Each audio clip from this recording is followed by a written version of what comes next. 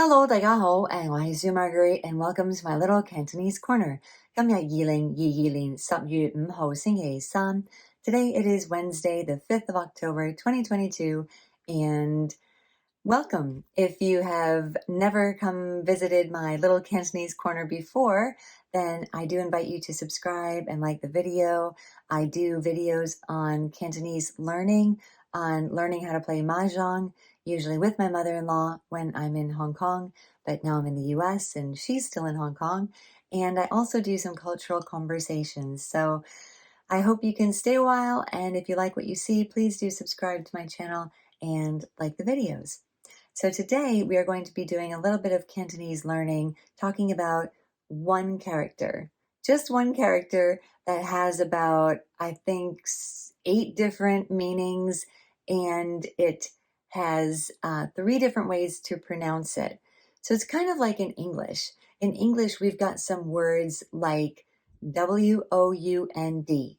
Now, when I see this word, I think of one way to pronounce it in one meaning, which would be wound, right? Like I wound my watch, or she wound me up, right? She got me all agitated.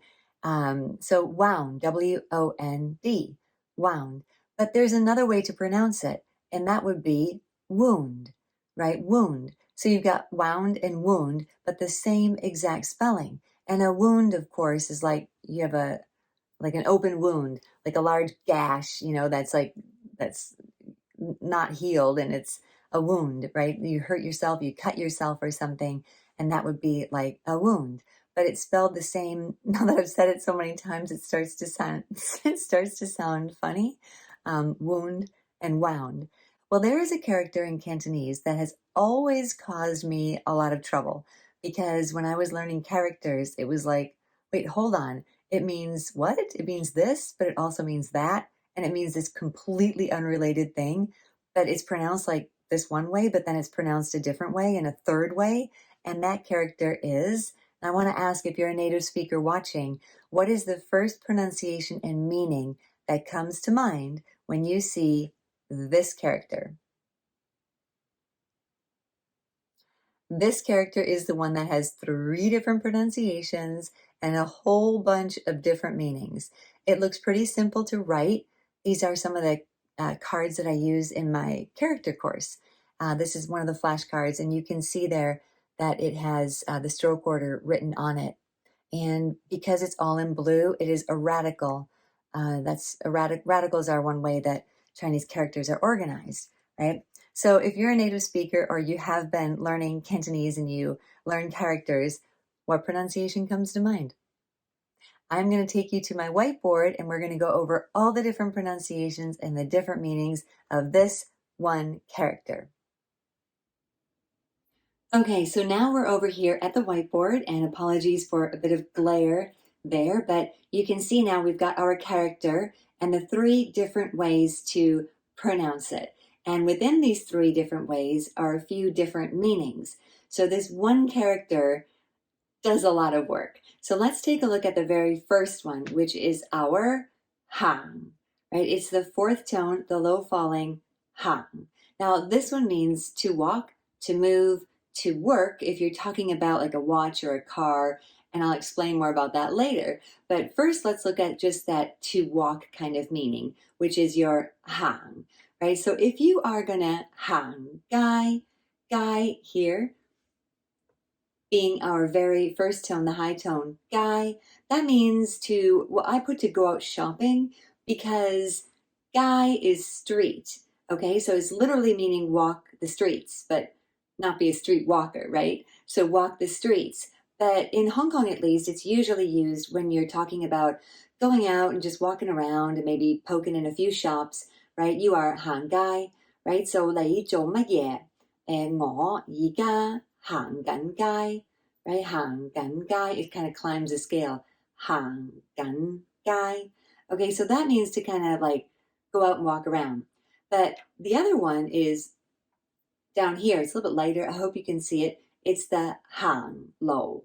Hang lo means to literally walk on the road, right? So this one is road. Our lo is road. Our gai is street. And just like in English, street and road are pretty interchangeable. I mean, sometimes I think more of a city street and a country road. Maybe it's the John Denver song, Take Me Home Country Roads. But I think of like that distinction. But when it comes down to it, there are roads in a city and there are streets. So, but the difference here is that if you're saying hang lo, it kind of means like you're actually going somewhere. You actually have maybe a destination, like 你點樣返屋企？你點返屋企？你搭咩車？我唔搭車，我行路返屋企，or just even 我行返屋企，right？我行返屋企。So yeah, that would be the difference between simply saying 行路 and 行街. And then there are a few others. So this one here is our 行山. San is your first tone, meaning a mountain or a hill. And if you say you're walking on the hills or the mountains, then you are hiking. So that's why hiking is 行山. Another one here is our 行过. 行过 means to kind of like walk by something, right? And a lot of times it's used kind of like in English, we would say, I'm walking over, right? For example, if you're in a restaurant and you're late, maybe running late, or your friends are already there and they say, hey, they call you and like, 喂，你喺邊啊? And you're like, oh, 我行緊過去, right? 行緊過去 means like, I'm walking over now. Like, 我而家行緊過去, right? I'm now coming over. So that's kind of a way when you say like 行過, it literally means to walk by, but sometimes you can use it to mean like I'm coming over, right? I'm coming over now. So those are all of our walks and the combinations with the walk. And then we have just simply to move. So sometimes you might be, maybe you're at a friend's house and you're all planning, you're all saying like, yeah, you know, we're going to take off soon. And you just keep talking. And then finally somebody's like, 行啦, right? 行啦, literally meaning walk, right? But they really mean like, let's get moving, right? 行啦, like that. It means kind of to move, right? So that's going to be that one. And then the next one here, I mean, it's not as common, especially nowadays when we all have, not all, but many people have iWatches or digital watches that don't actually have like a minute hand or a second hand that actually move around the dial. And in the old days, or if you still have a watch like that, then you could be in your watch stops working. You could say like 隻錶唔行, right? 隻錶, your watch 唔行, right? You probably wouldn't say that about a digital watch because it's literally not moving, but you would say it about a watch or a clock on the wall that has the second, minute, and hour hands. Okay, and then also same for a car.